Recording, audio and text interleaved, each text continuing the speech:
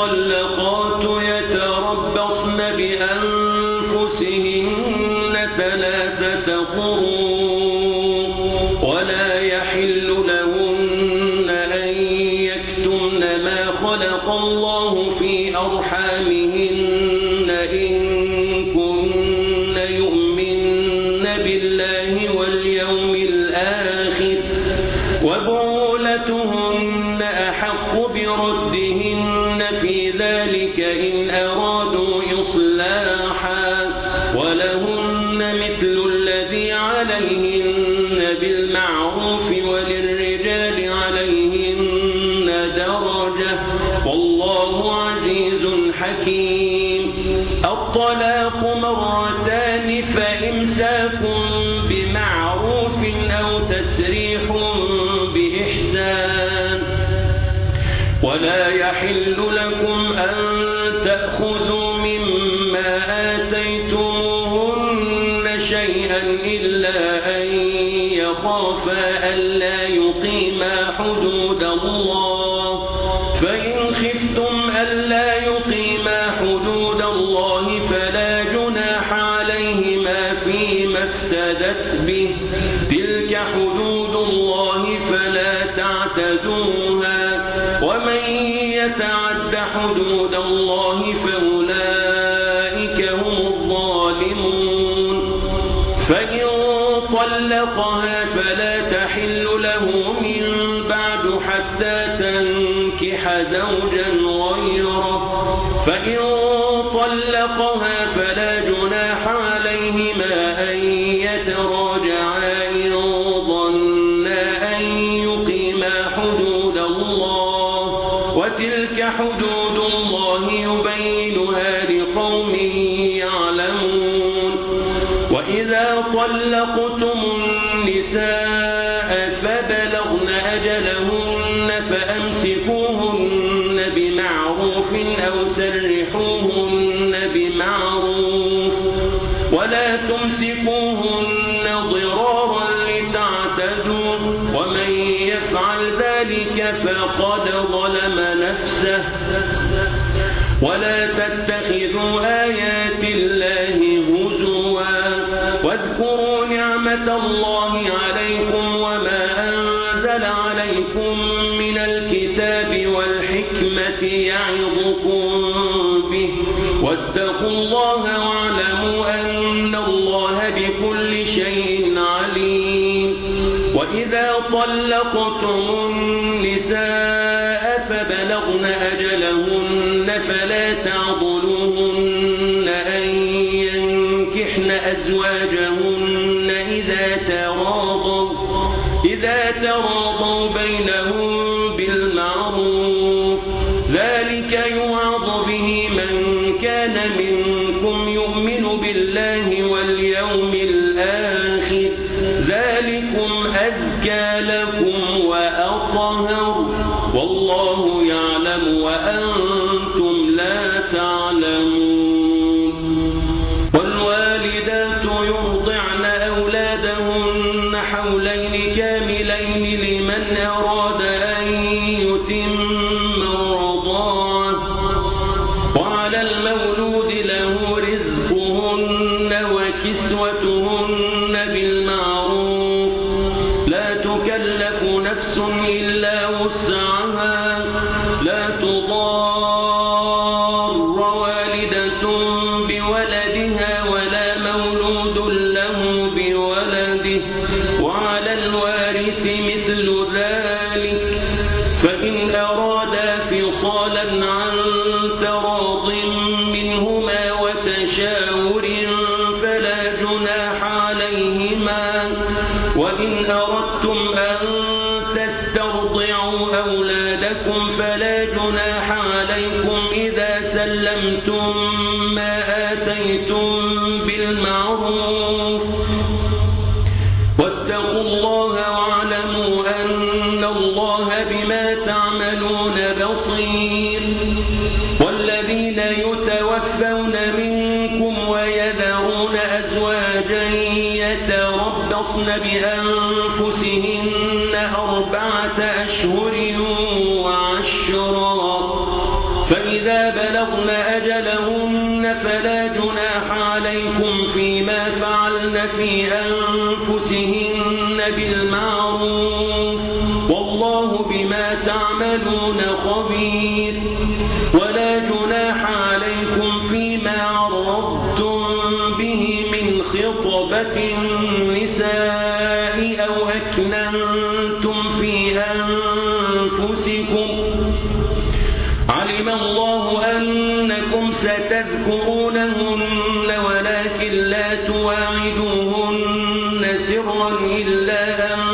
تقولوا قولا معروفا ولا تعزموا عقدة النكاح حتى يبلغ الكتاب أجله واعلموا أن الله يعلم ما في أنفسكم فاحذروه واعلموا أن الله غفور حليم لا جناح عليكم إن طلقتم النساء ما لم تمسوهن أو تفرضوا لهن فريضة ومتعوهن على الموسع قدره وعلى المقتر قدره متاعا بالمعروف حقا على المحسنين وإن طلقتموهن من قبل أن تمسوهن وقد فرضتم لهن فريضة فنصف ما فرضتم إلا أن يعفون أو يعفو الذي بيده عقدة النكاح وأن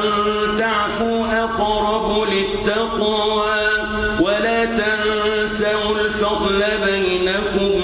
إن الله بما تعملون بصير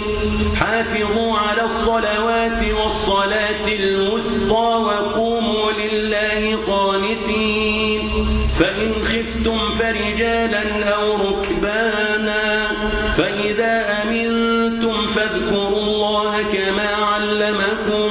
ما لم تكونوا تعلمون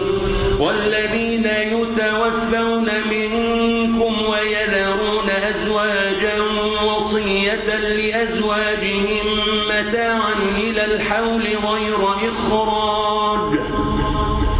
فإن خرجن فلا جناح عليكم فيما فعلن في أنفسهن من معروف والله عزيز حكيم وللمطلقات متاع بالمعروف حقا على المتقين كذلك يبين الله لكم آياته لعلكم تعقلون ألم تر إلى الذين خرجوا من ديارهم وهم ألوف حذر الموت فقال لهم الله موتوا ثم أحياهم إن الله لذو فضل على الناس ولكن أكثر الناس لا يشكرون وقاتلوا في سبيل الله واعلموا أن الله سميع عليم من ذا الذي يقرض الله قرضا حسنا فيضاعفه له أضعافا كثيرة والله يقبض ويبسط وإليه ترجعون ألم تر إلى الملأ من بني إسرائيل من بعد موسى إذ قالوا لنبي لهم ابعث لنا ملكا نقاتل في سبيل الله قال هل عسيتم إن كتب عليكم القتال ألا تقاتلوا قالوا وما لنا ألا نقاتل في سبيل الله وقد أخرجنا من ديارنا وأبنائنا فلما كتب عليهم القتال تولوا إلا قليلا منهم والله عليم بالظالمين وقال لهم نبيهم إن الله قد بعث لكم طالوت ملكا قالوا أنى يكون له الملك علينا ونحن أحق بالملك منه ولم يؤت سعة من المال قال إن الله اصطفاه عليكم وزاده بسطة في العلم والجسم والله يؤتي ملكه من يشاء والله واسع عليم وقال لهم نبيهم إن آية ملكه أن يأتيكم التابوت فيه سكينة من ربكم وبقية مما ترك آل موسى وآل هارون تحمله الملائكة إن في ذلك لآية لكم إن كنتم مؤمنين فلما فصل طالوت بالجنود قال إن الله مبتليكم بنهر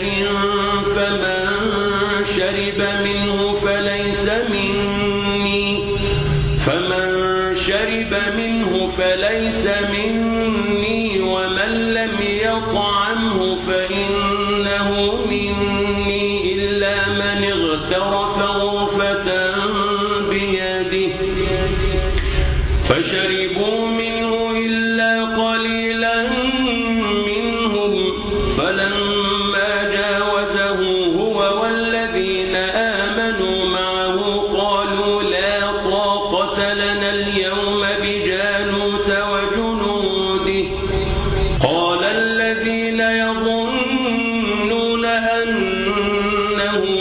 ملاقو الله كم من فئة قليلة غلبت فئة كثيرة بإذن الله والله مع الصابرين ولما برزوا لجالوت وجنوده قالوا ربنا أفرغ علينا صبرا وثبت أقدامنا وانصرنا على القوم الكافرين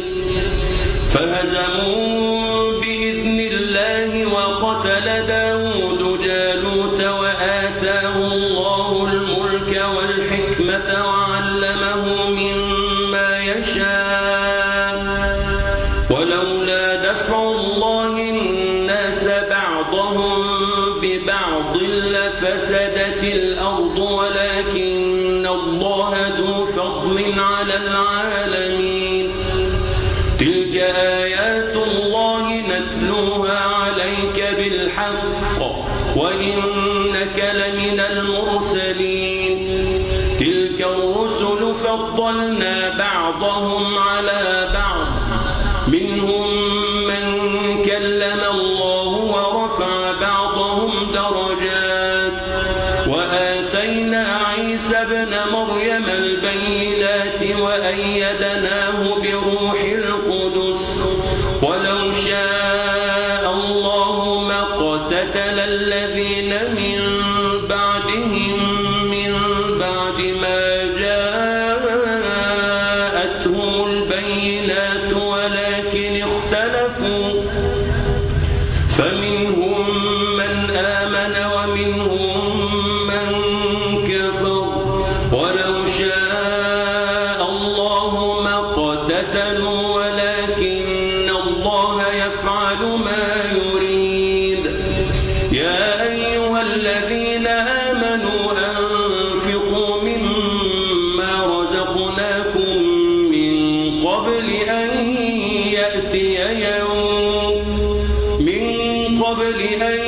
يأتي يوم لا بيع فيه ولا خلة ولا شفاعة والكافرون هم الظالمون الله لا إله إلا هو الحي القيوم لا تأخذه سنة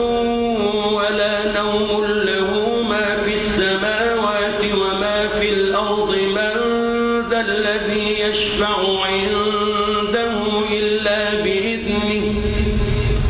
يعلم ما بين أيديهم وما خلفهم ولا يحيطون بشيء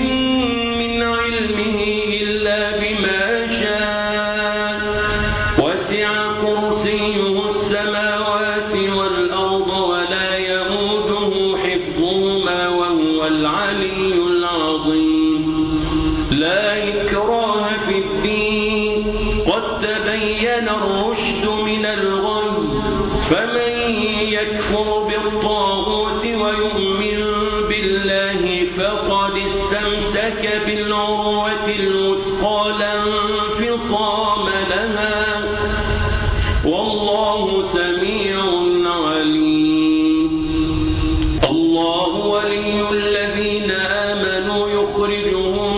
من الظلمات إلى النور والذين كفروا أولياؤهم الطاغوت يخرجونهم من النور إلى الظلمات أولئك أصحاب النار هم فيها خالدون. ألم تر إلى الذي حاج إبراهيم في ربه أن آتاه الله الملك إذ قال إبراهيم ربي الذي يحيي ويميت قال أنا أحيي وأميت قال إبراهيم فإن الله يأتي بالشمس من المشرق فأت بها من المغرب فبهت الذي كفر والله لا يهدي القوم الظالمين. أو كالذي مر على قرية وهي خاوية على عروشها تربص 4 أشهر فإن فاء